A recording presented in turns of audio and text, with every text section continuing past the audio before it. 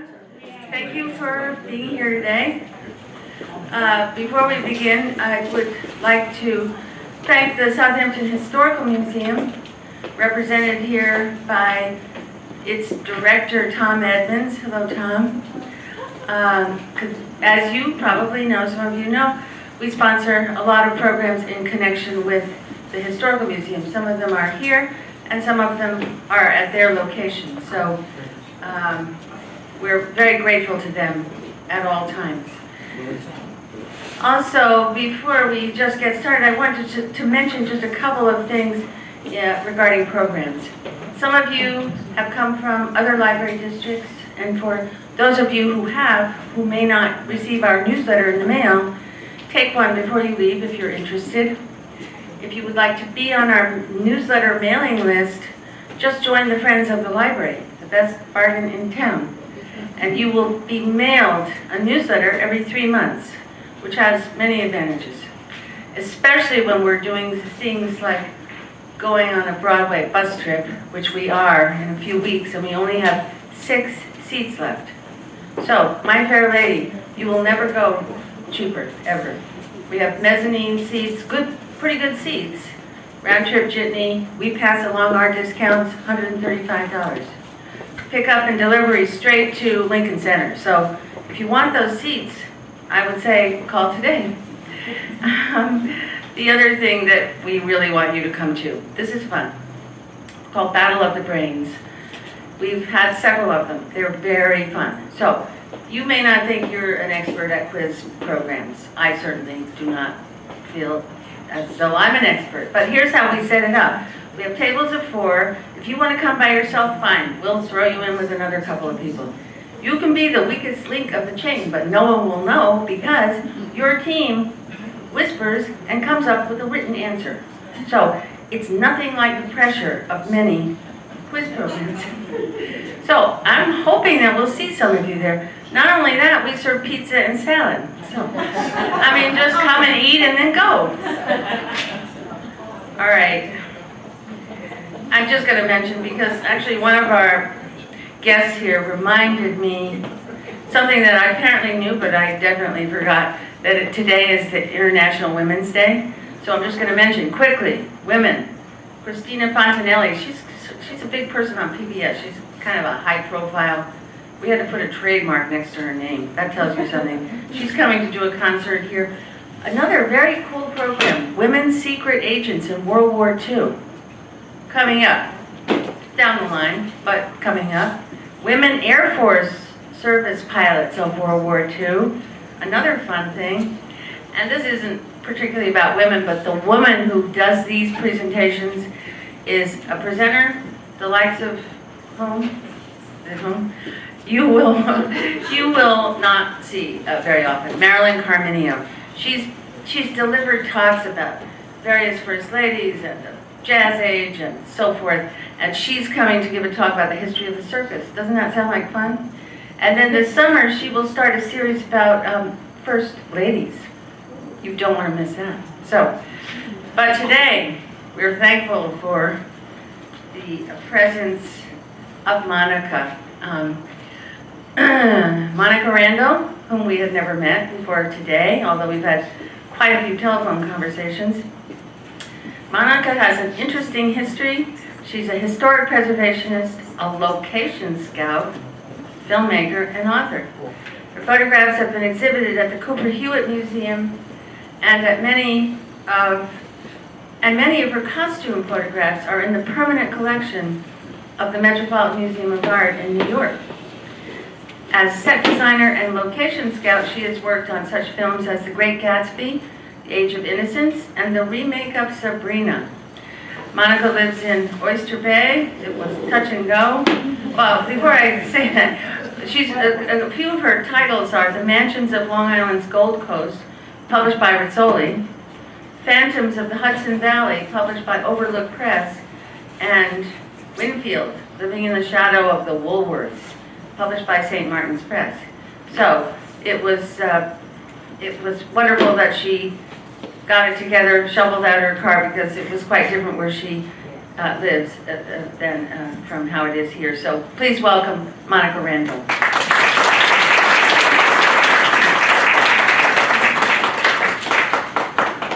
trying to get the room as dark as possible. Meanwhile, we had 8 inches of snow this morning in Oyster Bay Cove. I did not think I'd shovel out. So this program, I can't really take credit for it. It was actually commissioned by the Cold Spring Harbor Library about 2 years ago. They had called up and they asked if our little museum, which is basically a costume museum, costume and photographic records, not open to the public. We just store things. You can't walk in the building. You just trip over boxes. We don't know what to do with all this stuff. So they asked if we would do something for Women's History Month, and I said, well, I don't know why I never thought of that, because all these beautiful gowns that we used to rescue, my little kid sister and I, 2 years younger, we would go around what they call the Gold Coast, which stretches technically from, Sands Point, Great Neck, which is where the Fitzgeralds lived, all the way to maybe Huntington, and if you include the Vanderbilts, that would be, I guess, Centerport, but that was out of the loop. So that whole stretch along the Long Island Sound, you had about, give or take, you had about 600 estates. And then when I came along in the late 50s, within a 10-year period, about 500 of those estates were bulldozed. I don't think any of that happened around here. I really think there's more of a sense of preservation around here. I mean, everything is hundreds of years old. We did have a little beach house in East Hampton, but you can't imagine what it was like. I mean, to be like a 14-year-old kid and you come across a palace, and I mean a real palace. This is the cover of the Winfield. I mean, this place had been abandoned, and the lady who owned it, she was almost 100 years old, and she was getting ready to move. She said it was too much for her, and she was throwing, I don't know, about 50 vintage gowns in a dumpster. And I just happened, as fate would have it, to come by. And I said, I'll take them both. I didn't know anything about what to do with them or what was going to become of them. Some have been nibbled on by rats. But then one of the closest estates to us, probably, I think the first one in the program, Farnsworth, was owned by Winifred Bird. Her husband was killed in a plane crash in 1940. And she abandoned the house with all her gowns, her beautiful Paris-made Charlesworth gowns, were all left on the 3rd floor in steamer trucks with her initials on it. And when we saw the bulldozers parked in front of that beautiful house, we thought, this can't happen. We're not gonna, we had seen so much stuff just crushed into the ground. And so we started this little thing. We called ourselves the Gold Coast Rescue Team. And we would go into the, what do you call it, the linen closets, the chambermaids' quarters, usually on the 3rd floor. And we would take the sheets and the pillowcases, and we would take those gowns, these beautiful silk and tulle with little bugle beads, all, beaded, and from the movie. Remember the first Great Gatsby movie? Those were all authentic, the ones that Robert Redford was in. Every one of those gowns was original.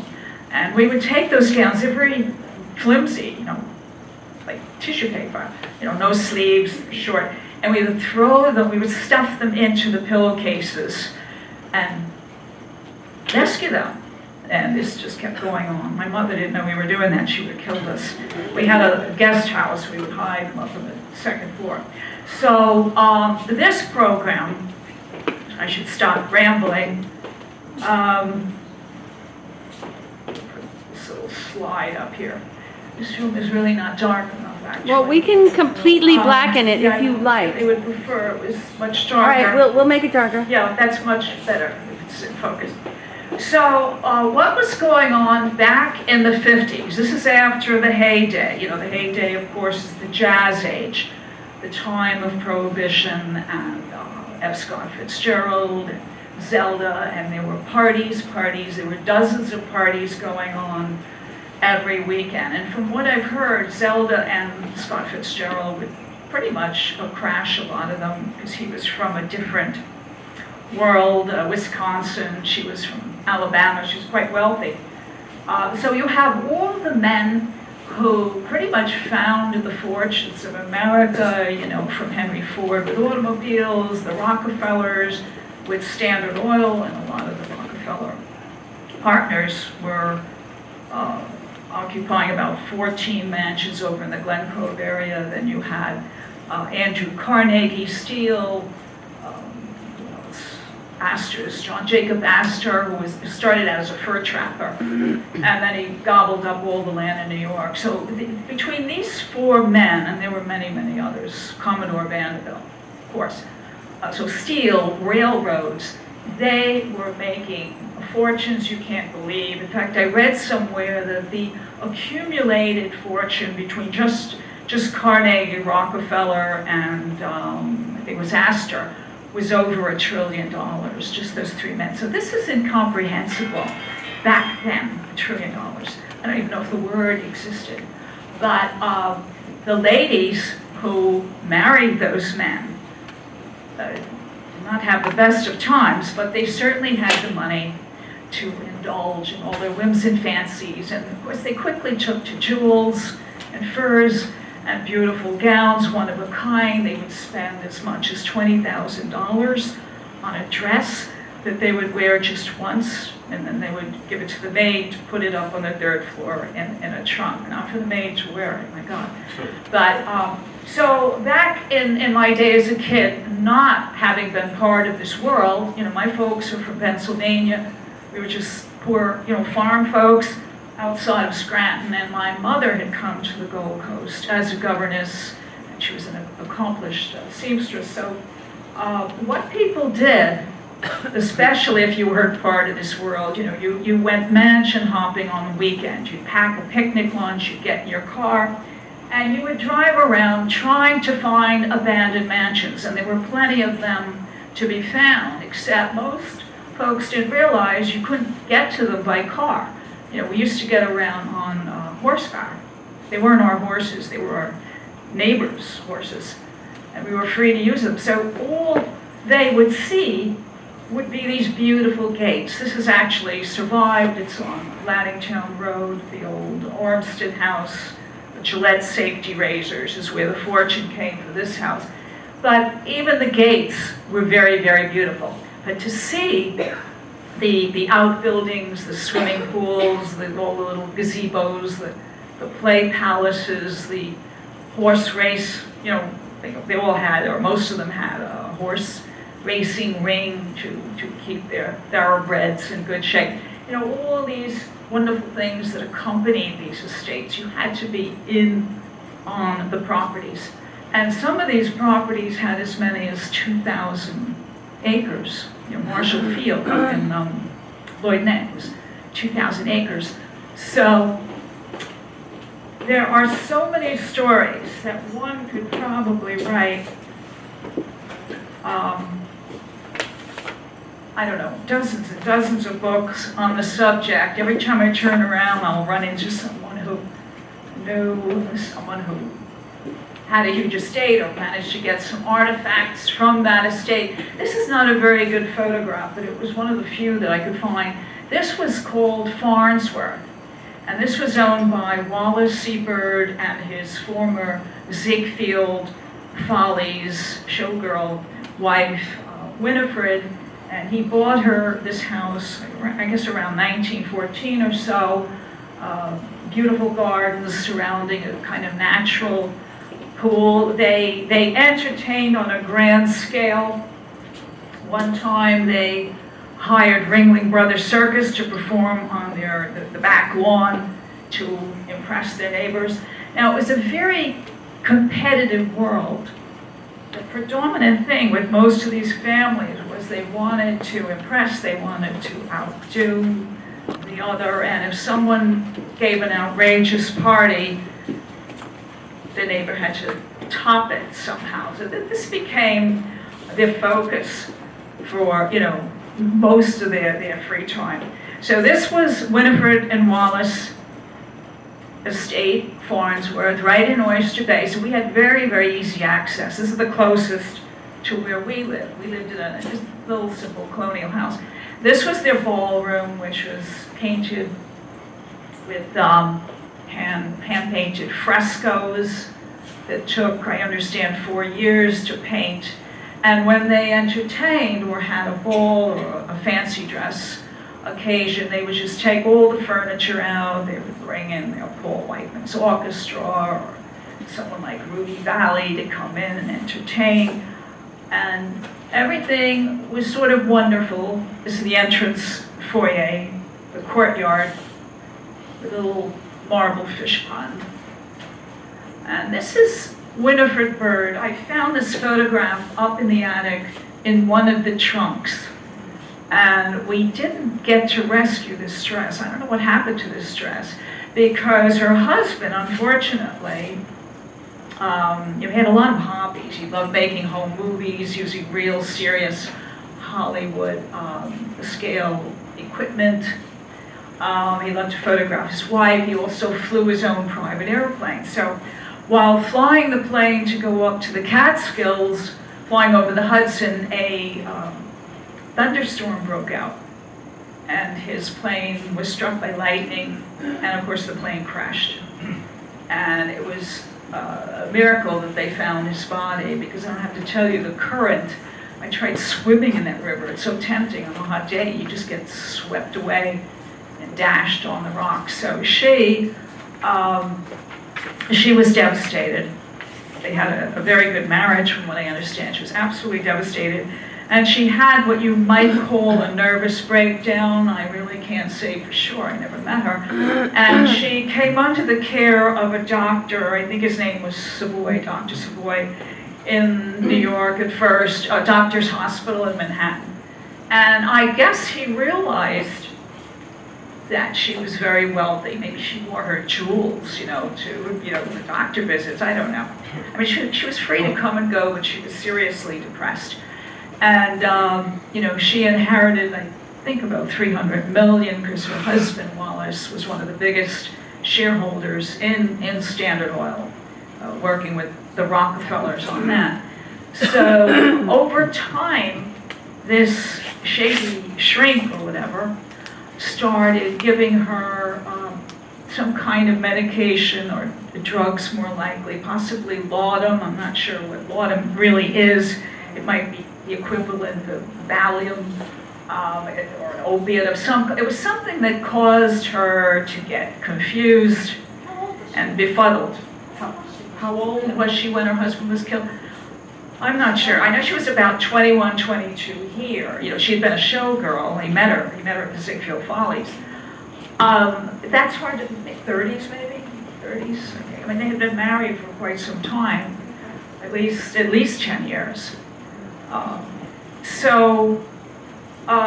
Finally, when she was really, really confused and not even remembering who she was or where she was from, the doctor said, well, sign over all your assets to me, and she did.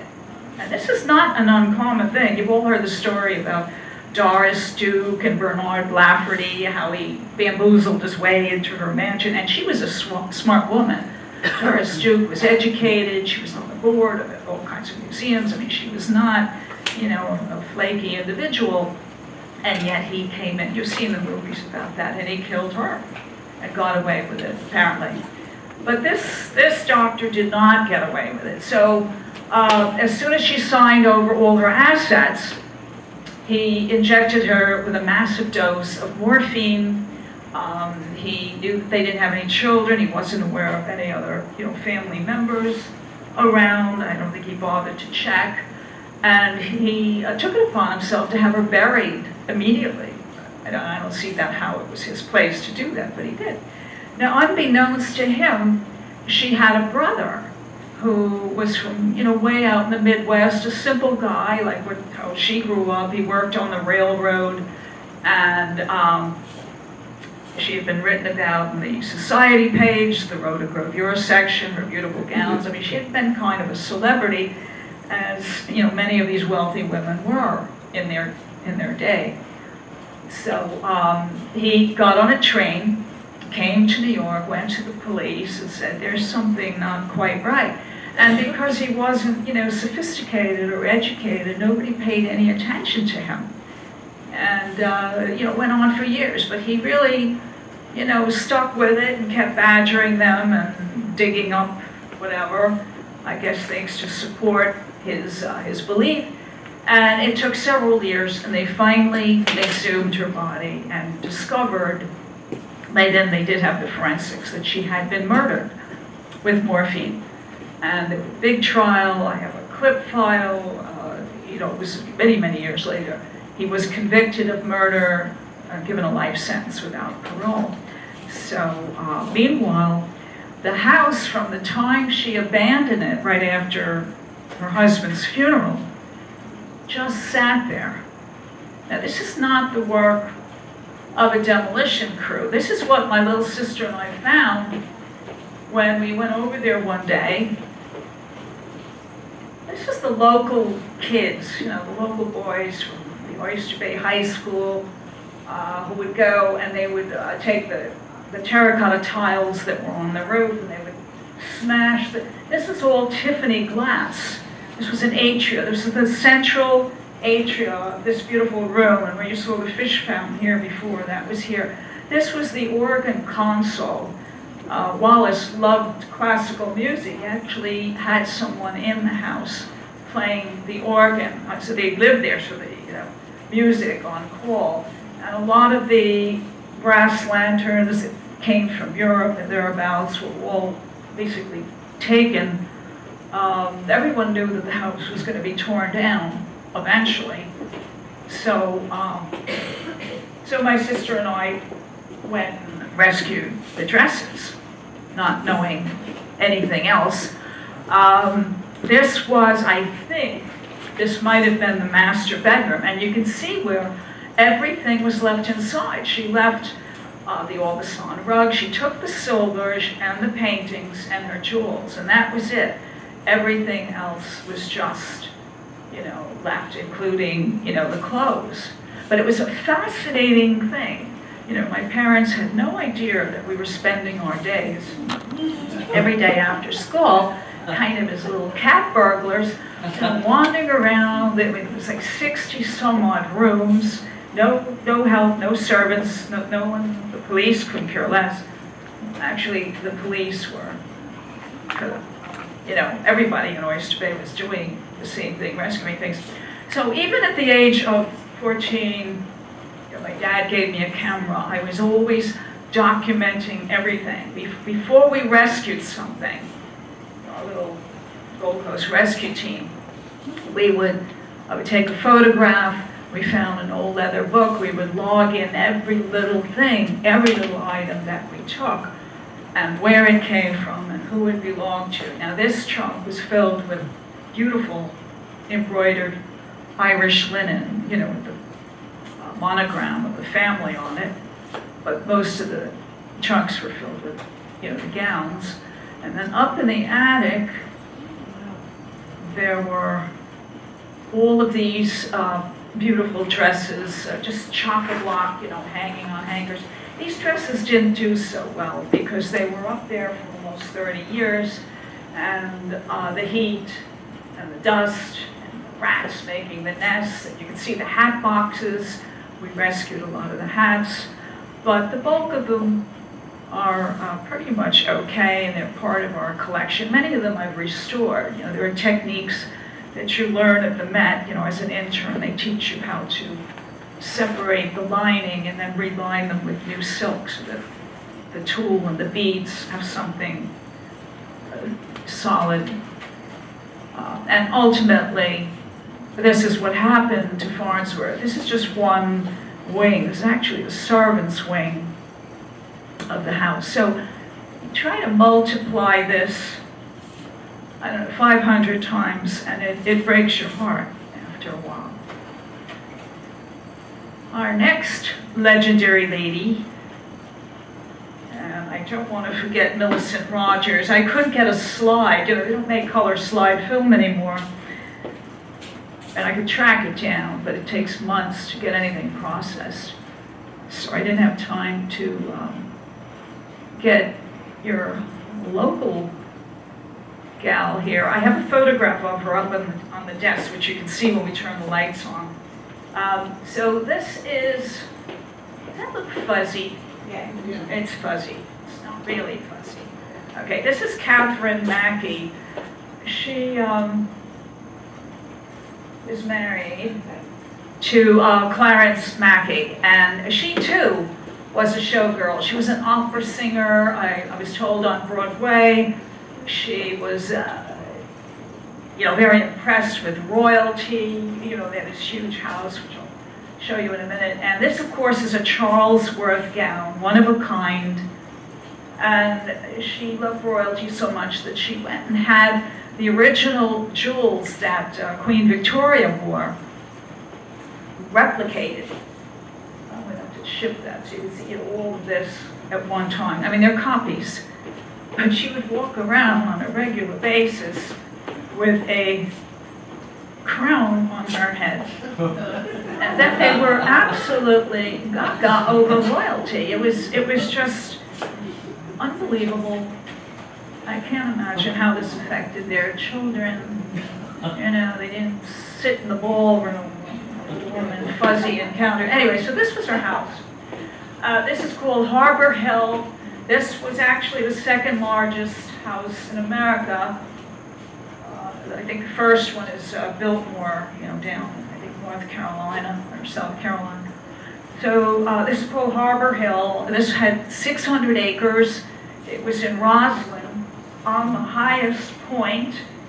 And of course, the land went right down to Roslyn Harbor, where they had a huge dock, which was kind of standard for those houses, and like a 300-foot yacht or so. Now the gardens here were replicated or copied from the gardens, the trellis gardens at Versailles.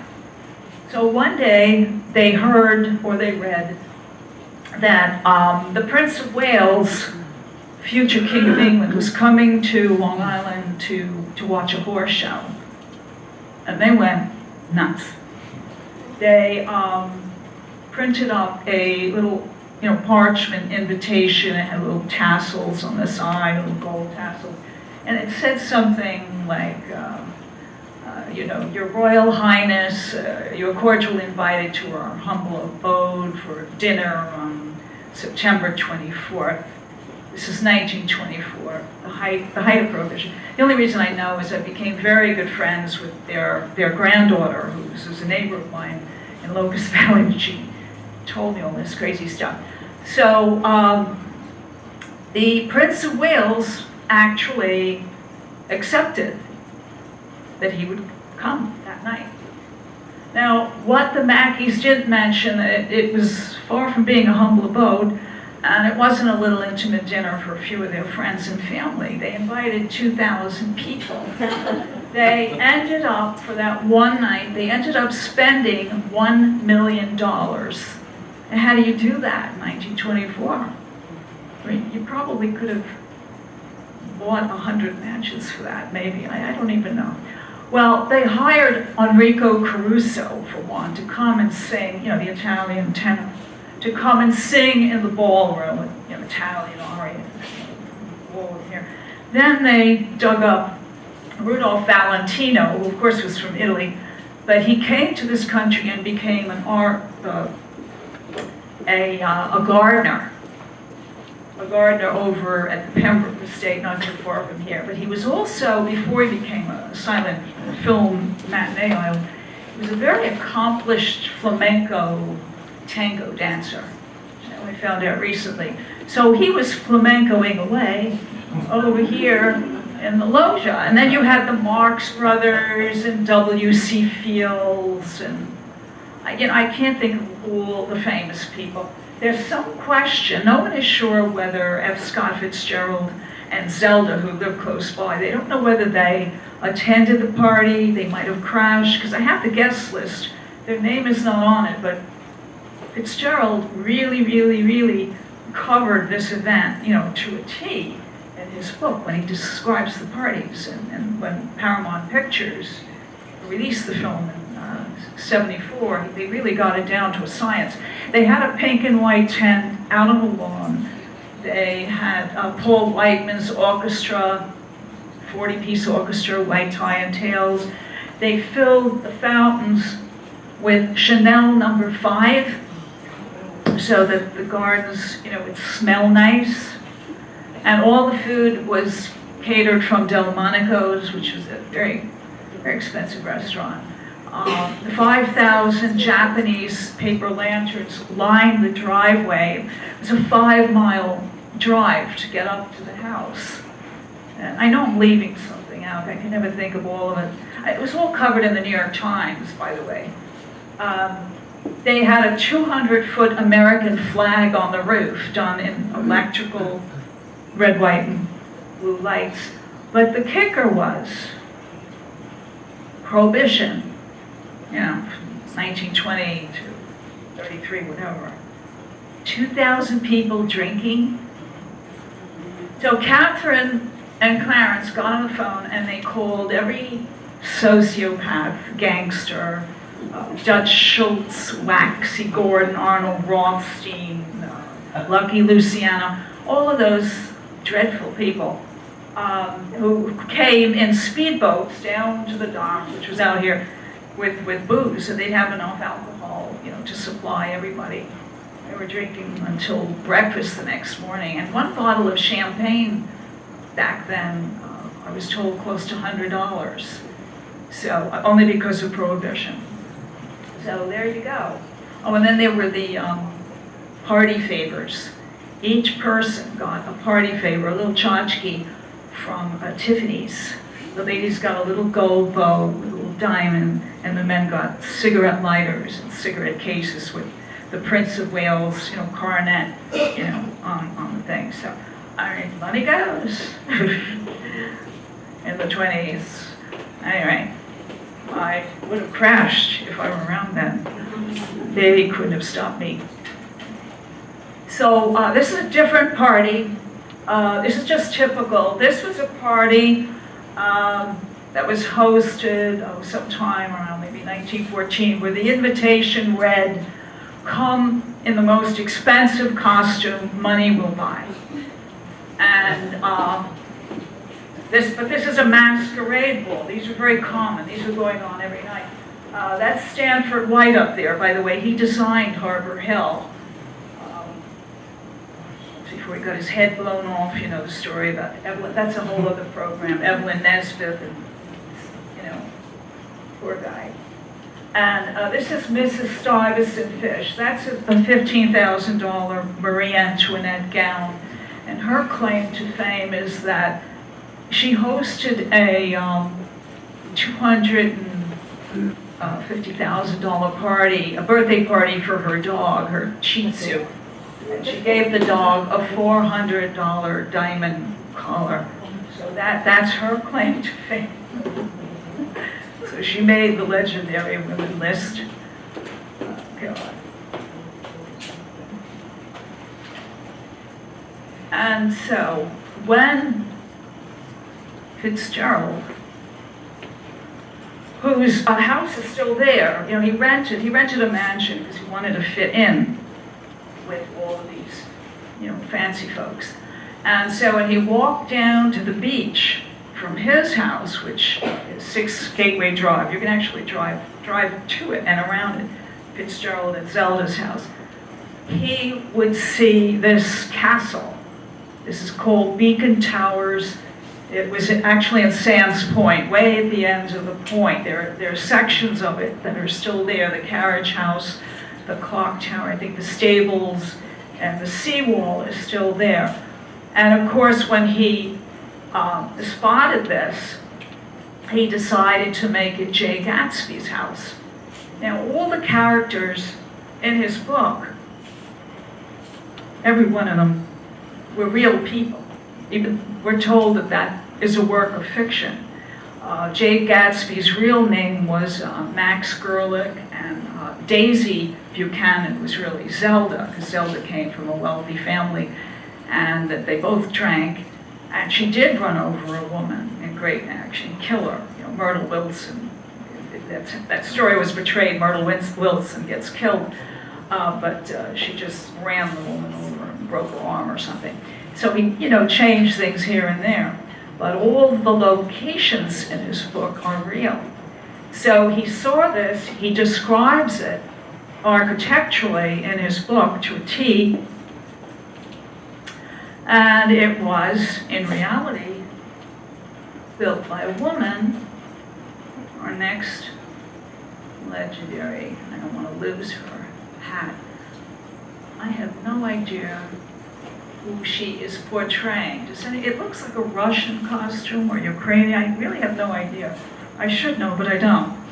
Does anyone know what country this outfit? She wore this to the party, come in the most expensive costume money will buy, and she did collect doves. She had a huge aviary at Beacon Towers, the last house which she built. But I don't think these are real doves. They look fake. I mean, she really did have an aviary. It was like 50 feet high with doves, but they don't usually pose like that. They just don't. I have a pet dove, and he does not pose for me. But anyway, it's a very interesting costume. If anyone here knows anything about it, let me know. Of course, later in years, she became, quite hefty. She's also famous for organizing a march on Washington in 1917 when Wilson was in office. And because of her influence and all the wealthy friends that she engaged in this march, women got the vote in New York State in 1917, whereas everybody else had to wait until 1920. So, credit to her. She was really a tough cookie. She's the one who forced her daughter to marry that duke. I don't know if you saw that movie that just came out on HBO recently. I won't go into it. They were just so gaga over the royalty and the duke. Yeah, she forced her beautiful daughter, Consuelo, to marry, I think he was an 86-year-old duke. And then she became a duchess. She became the Duchess of Marlborough, but she tried to jump out a window and commit suicide the night before. I read that too somewhere. It's a little extreme. But now this is another gown that was worn by one of the Vanderbilt ladies, Alice Vanderbilt, in the most expensive party gown money will buy. This one was $20,000, also by Charles Worth, 14-karat gold lame, and it is, I believe, in the possession of the New York City, was it New York City Museum of New York. It's not on display, but it was a few years ago, but they, I believe, own it. Had I seen it, I would have taken that in a heartbeat, but they're better able to, I think, take care of it, temperature control and all. This is Gertrude Vanderbilt Whitney. She was invited to one of Louis C. Tiffany's fabulous Arabian Nights parties. She was wearing a $10,000, gown from that Arabian Night sort of period or look. She founded the Whitney Museum, and of course, I just put her in. Isadora Duncan did not live on Long Island. She's actually from San Francisco. The reason I put her in was she became very, very popular the few times that she came to Long Island as a guest on many of the estates in the salons, and she would perform her very exotic dances. She would get paid an awful lot of money, I think about $600, to do those exotic Grecian dances in the chiffon. She never wore underwear, as you know. And if you saw the movie with Vanessa Redgrave, and she was even arrested at the Brooklyn Academy of Music. She was running around with practically nothing on. She was very wild and free. She felt the human body was beautiful. But back then, women were still wearing corsets, and it was very bad form to run around naked. Things have changed, I guess. So, this house, you're all too young to remember this. This house, this is a shot that I took maybe 10 years later, so it doesn't look, it's very run down here. This house ended up on the cover of just about every newspaper in the country. In 1955, on Halloween night. Does anyone remember what happened on Halloween night, 1955? No? Okay. Right, because, Dominic Dunn wrote a book, the Discovery Channel 2 years ago did another film. Nobody has gotten this story right. It's all, they go with the cover-up, which is fine. I agree, the cover-up should have absolutely made more sense.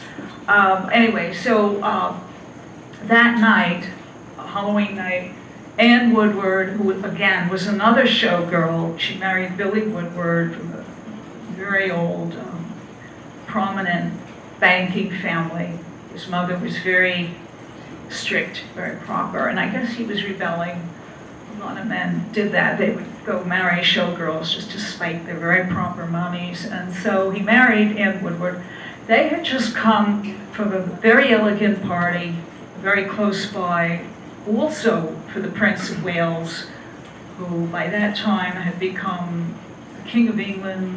Then he abdicated the throne, and he married Wallis Simpson. So they were now known as the Duke and Duchess of Windsor. And they were, sought after. I mean, this was a feather in anyone's cap on the Gold Coast to have them, the former King of England, to their house. So the Woodwards had just come from this dinner party. They came home around 1 o'clock, and at 2 o'clock or thereabouts, Billy Woodward did something really, really unseemly, which I just can't get into. I mean, it was a violation you don't want to know, because her blood was all over the bedroom. And the reason I know is that we were the first ones to move into this house. We got the house for practically nothing. No one wanted to live in it. They said it was haunted. So we knew the police. It was a private police force, the Oyster Bay Cove Police, which was just 3 cops who had nothing to do. Occasionally someone's horse would run out of a corral, and they had nothing to do. There was no crime, There's so many people watching these estates between the dogs and the horses running around. No one would come in and, the jewels were locked up in safes anyway. But, so the police showed us the police photos. It was really, really gruesome.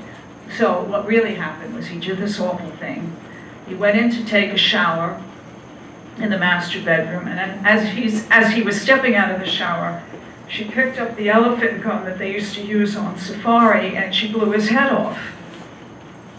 And of course, everything else that you heard and read, all the books, all the movies, claim that she fired at a shadowy figure in the hall, and of course they moved the body from the shower, but the bullet holes and the blood stains on the marquetry floors were in the room where the shower was.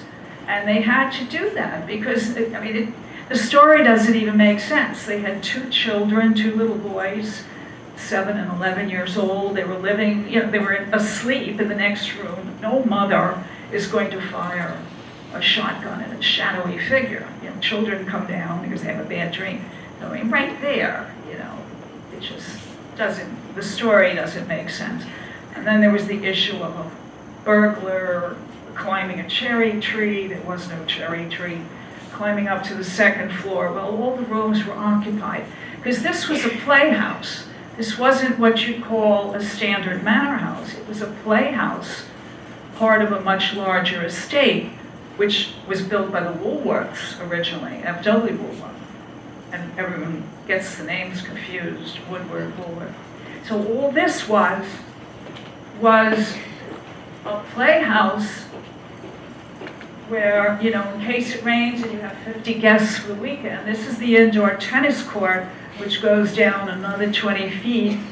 They had a living room that was 100 feet long. I think I might have a picture of it.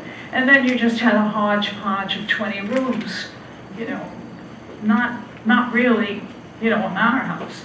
But it was very grand in its own way. Very difficult to heat. And so here is Anne, who was very beautiful. She was a movie actress. She was voted the most beautiful actress on the radio. She would do murder mysteries back in the 30s and 40s. What happened to her? I'm sorry. What happened to her?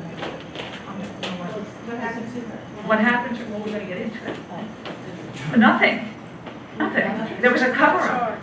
Everybody was basically paid off, and I agree. If there had been a murder trial and what he did to her came out, believe me, it would have ruined the family name. So everybody rallied around her and supported her, and there was an inquest, but absolutely nothing came of it until now. Here she loved clothes, she did love the life, being listed on the social register. You know, she was from Kansas, again, a poor farm girl. She never really knew her dad, and whatever. Unfortunately, many years later,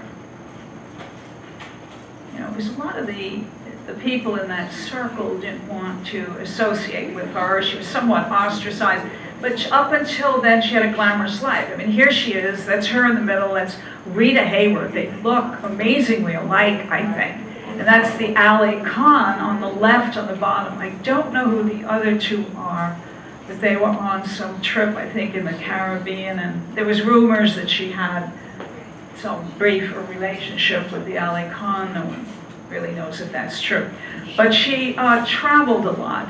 And she tried to sell the house, the playhouse. Nobody wanted to buy it because of the associations, and it was picked up for really almost nothing. So this was the living room. Now, when we were there, it didn't look like this. It was completely empty. It had a built-in pipe organ. Yeah, so a few years later, she, I think, was on a cruise where she met Truman Capote somewhere. Could have been a party. And maybe she was drinking. I don't know. I only met her once. I didn't really get to talk to her.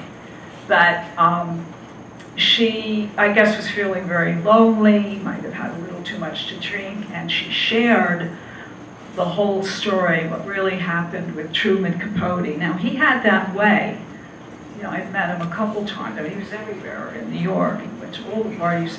And he had a very charming, disarming, way about him where you would come to trust him and he would listen. He was a very good listener, that weird little squeaky voice of his. And he, won her trust and she told him what really happened. And she made him swear not to repeat it. Well, then he wrote the book Answered Prayers, which you might have heard of. And that book was excerpted in Esquire magazine.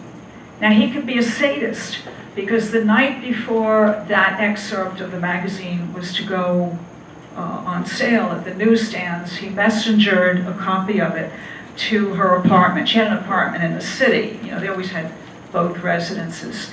And she picked it up and she read it and committed suicide immediately. And her 2 children committed suicide, not at the same time. They were always troubled from what I heard, because they knew, what happened.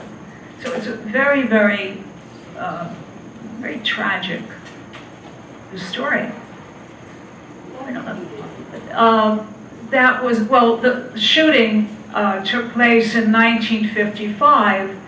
And about 20 years later before she told the real story to Truman Capote. I mean, you can read that excerpt in not Vanity Fair, in Esquire. I was able to get a copy of it.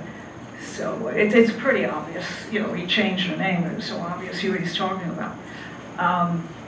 Another tragic character is, of course, Barbara Hutton, who grew up at Winfield in Glen Cove. And if you've seen the new movie with Hugh Jackman, the world's Greatest Showman, it came out, I think, last year, at the end of the year, a few months ago. I think it's still in the theaters. The opening scene, Hugh Jackman, he's a young boy, and he meets this very wealthy little girl who is off limits to him. And they run up to this, the west facade of Winfield, the Woolworth Mansion. And he says to her, because he's a poor boy, and he says, I am going to buy this for you someday. And I think they run off and they elope, but eventually, as this amazing showman, with the circus. He does eventually buy this house and he restores it, so it's an interesting movie. But it too has a very tragic past. Here you have Barbara Hutton. Now she's 62 years old here. It's just before she actually died. She didn't last very long. Barbara Hutton was only 4 years old when her mother, Edna Woolworth, for whatever reason, no one knows, committed suicide, took an overdose of strychnine tablets in the bedroom, and little Barbara walks into the room and sees her mother dead. I think it was on a chaise or something.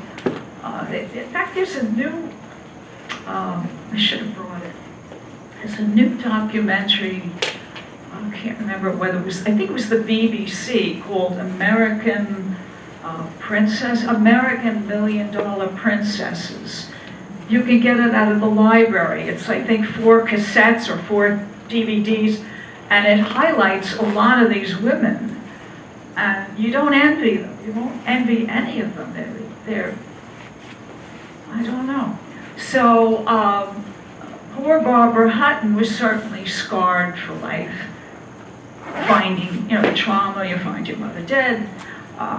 And her grandfather, hardly a warm and fuzzy person, he was running the Woolworth empire all over the world, 2,000 stores, obsessed with money, because he started out very, very poor, upstate New York, and money was everything, and so jewels became everything to Barbara. Now, when she came of age, I think that was in 1934, somewhere around there, she inherited $64 million, which back then was a lot of money. And you would think it would tide her over just a bit. One would think. But she had a habit of going everywhere.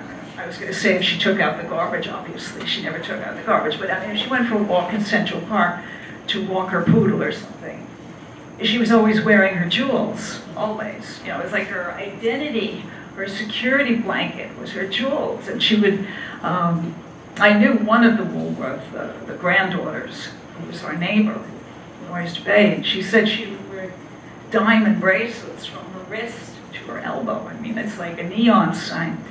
So unfortunately, she attracted a lot of gigolos, when she went to Europe.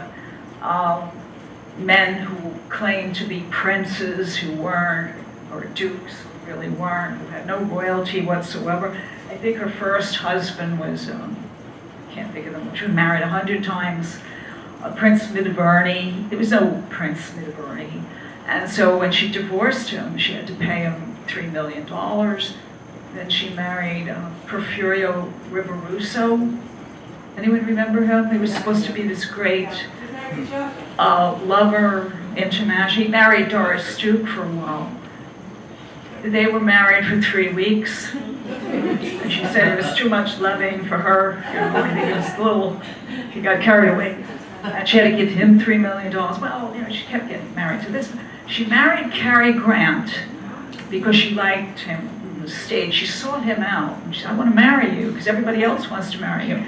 And he was a really nice guy. He couldn't put up with her weirdness, so he divorced her because she didn't want him to work. She says, I'll support you. I don't want you up there on a stage with women ogling over you. But he loved, he loved to work. We all loved Cary Grant. I'd hate to be deprived of Cary Grant. So here she is being interviewed by the press. I don't think they called it the paparazzi back then. This is in the 50s. And so he's divorcing her because he refused to give up his acting career. And I don't blame him. And then there were a bunch of other men. So, They had a nickname though, remember? The nickname for them? oh, thank you for reminding me. I never remember 90% of this stuff. Yes, the press. When they got married, the headline was Cash and Carry, which is not nice. I know. He never took a penny. No, he was a gentleman. I've heard wonderful things about him. I mustn't forget Millicent because I'm like shifting focus here, so I had to do a little cramming. Well, anyway, so all these dresses, gowns, and so on, that my little sister and I had been Is that you? rescuing.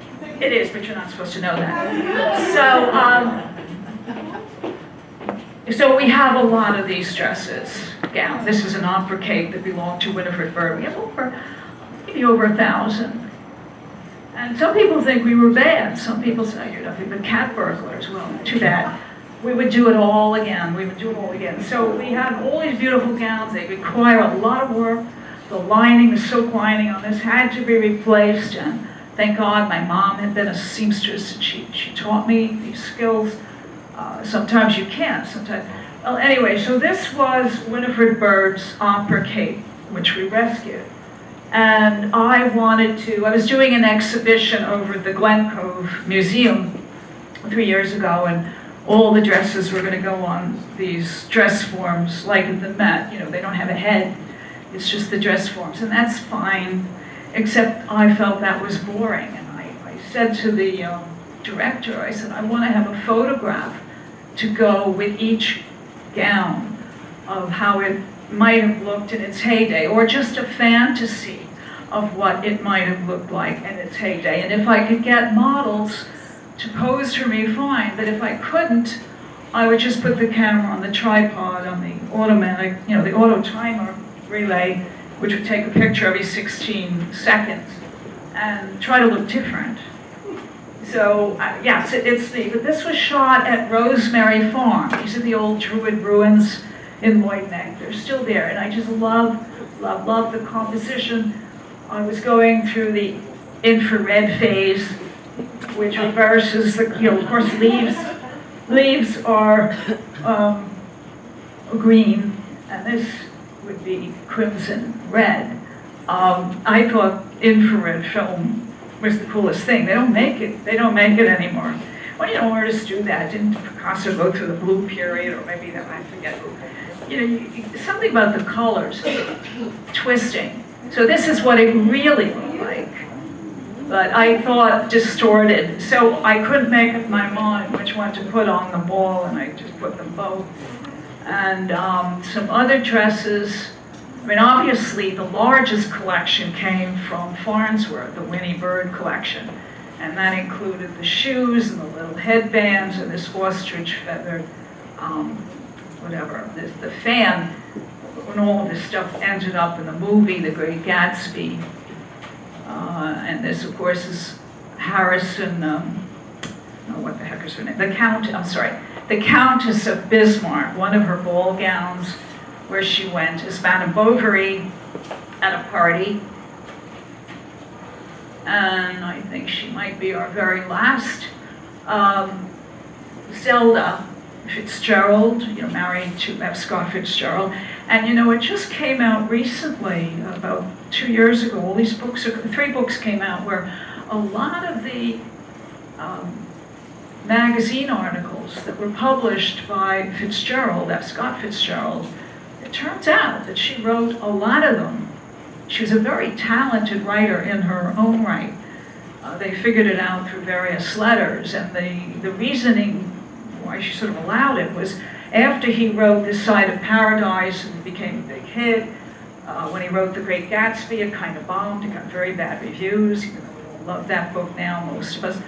And if his name appeared in these magazine articles, like Ladies' Home Journal, Town and Country, The Delineator, Godey's Ladies Magazines, all these magazines that were popular, he would get paid $1,600 with his name on it, whereas she would be lucky if she got $50. So he kind of bamboozled her into saying, hey, we need money to support our crazy lifestyle. So she sort of got squished onto the rug, and she may have paid a high price psychologically, because she went a little bonkers towards the end.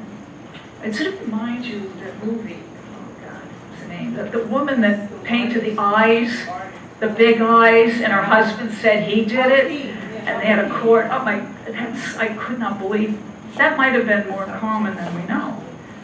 So here they are, They went to all of those parties. And then when David Merrick, this is back in 1971, 72, decided to make the movie version of Fitzgerald's book, I had gotten a call to scout for that movie. He wanted the actual place where the story allegedly happened, which would be Beacon Towers. And unfortunately, I said, well, that went down during the Second World War. And he said, well, I don't care. I want to see every mansion on Long Island. And we scouted for three weeks. And I showed him everything I could think of, including the Woolworth Mansion. And nothing worked.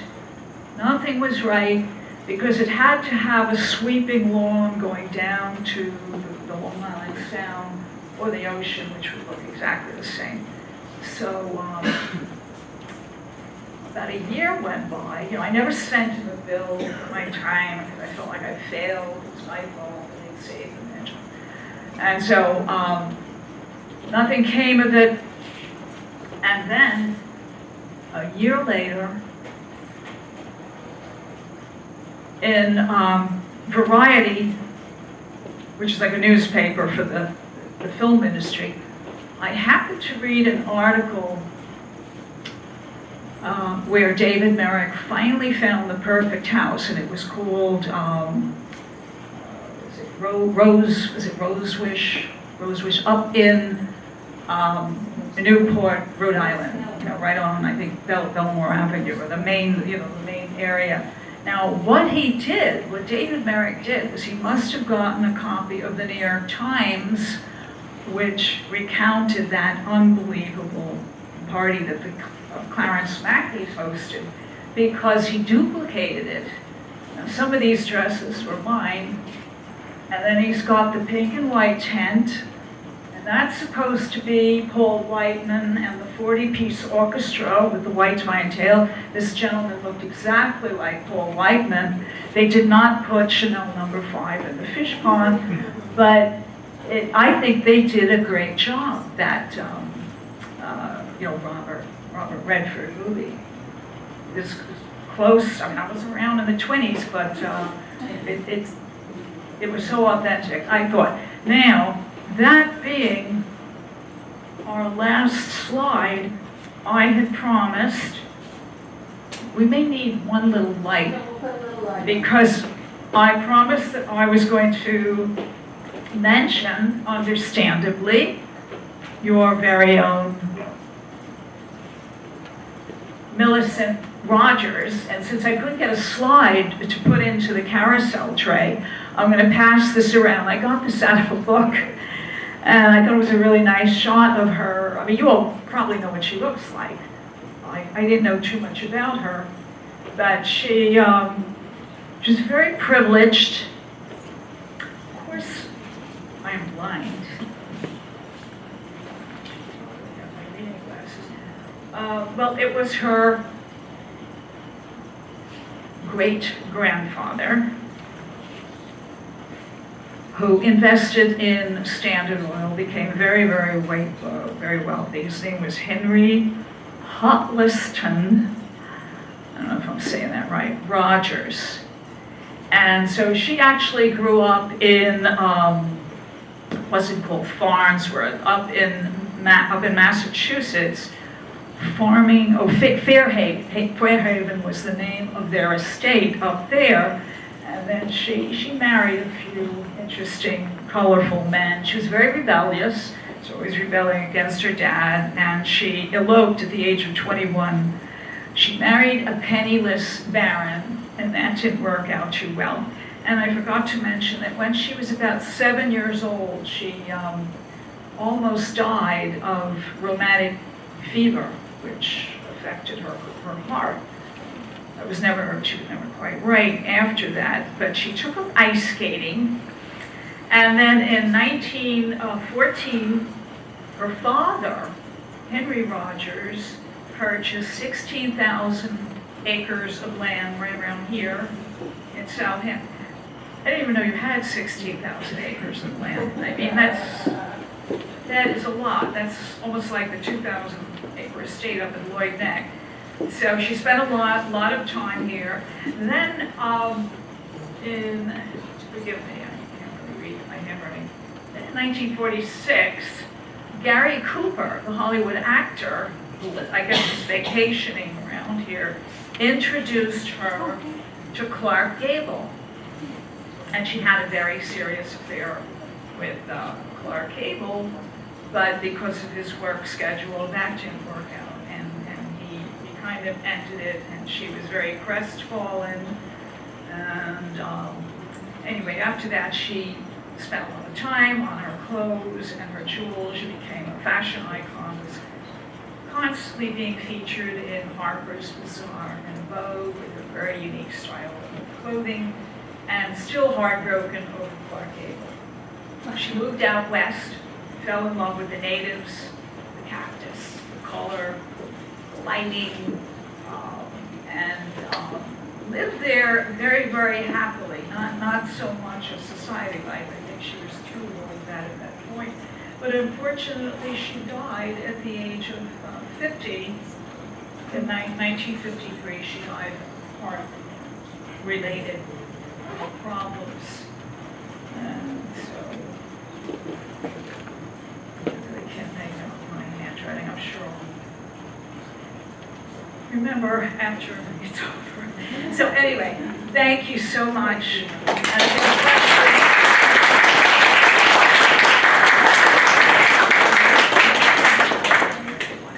Would you take some questions if people have them? I forgot, I was going to try. Oh my God. To air that. And just take a few questions? Oh, yeah, of course. If people have them? So, does anyone have any questions? What was it like living in these houses Oh, after they were made? it was a pain in the butt, actually. I mean, the first house, remember, I'm not from that back. We grew up on a farm, just a rambling old farm in Pennsylvania. You know, cows and chickens, we had an outhouse. That was pretty damn weird. It was actually my aunt and uncle who bought it for close to nothing. It was very drafty, it was very lonely, you know, it was like 300 acres, and whenever it snowed in the dead of winter, we were on a waiting list. The driveway was a mile long, and you had to wait a week before you could get the driveway plowed. And I remember us just going nuts with boredom, and half the time there wasn't enough food in the house. And of course, everyone said it was haunted, but I didn't experience it that way. I mean, the pipe organ would play by itself, but not the bugle, the Bach fugues. The wind, no, they were broken. I mean, it was a dump when we moved in, and the windows were broken. The wind was causing random notes. And then the lights would sometimes go on and on, probably because we weren't paying the electric bill. What But about it's, Winfield? Any strange occurrences when you lived in Winfield? Hmm? Woodworking. that came much later. Well, that, if you want to know what it was like growing up in this area, you know, not having been part of that world, you can get this free in the library. It's called Winfield. That's the house on the cover. This was an actual house, 62 rooms, all made of marble. Now the problem with a house made of marble is it causes all sorts of weird acoustical anomalies, which I only talk about at Halloween. I mean, there's a whole scientific reason why buildings made of marble are often believed to be haunted. You know, it's the sound vibration in marble resonates, it imprints in the walls, and if you have an electrical storm, it's just pure science, if you have an electrical storm, the electricity will activate that residue of vibrational sound, so people freak out.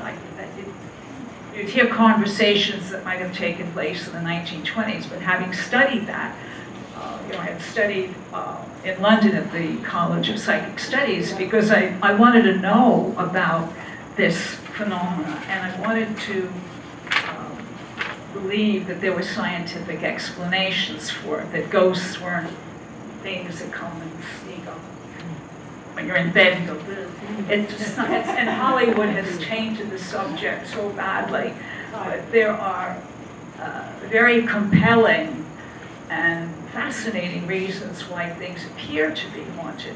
And it's far more interesting than what Hollywood is doing. Idiotic movie.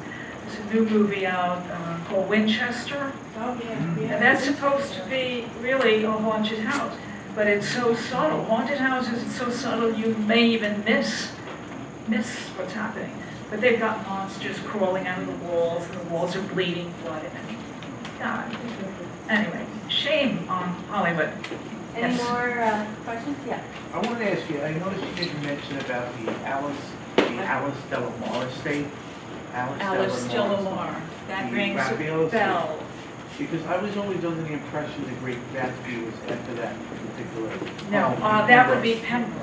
Right. Alice Delamar didn't really live there very long. She actually sort of ran away. Oh my God. That's in my other show. Focuses entirely on Pembroke. Right. There's 17 different programs because you can't fit all the weirdness into one show. I mean, it's endless weirdness. Okay. All right.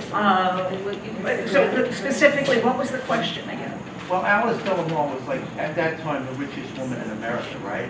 Well, very According to what close she to it, inherited yes. from her father, right? Right. And then she didn't want to be part of that estate, because she didn't want the wealth, and moved up to Westington. The stuff that came out of that house, that was what the Great Gatsby was There done is, after, right? there's absolutely no truth to that. There's There no is- Gatsby connection whatsoever. The Delamar house, every movie star you can imagine stayed there as a guest. Gary Right. Cooper, I mean, you name it. Right into the 50s when Marcus, the Hollywood movie mogul, bought it, who had all these movie theaters. Right. I mean, it has a colorful history, which is why there's a program. But I understand she didn't want to be part of that world, and I don't know too much about her, really. So, okay. I just wanted to mention that Monica is happy to stick around, although when I start to see a few people leaving, I want to make sure we just thank her as a group. And also to let you know, those of you who are leaving, that Tom Edmonds chatted with Monica before this program, and they decided that they would exhibit some of her dresses and costumes at the Historical Museum. And she'll also come back to talk whenever that is. You'll find out and we'll let you know.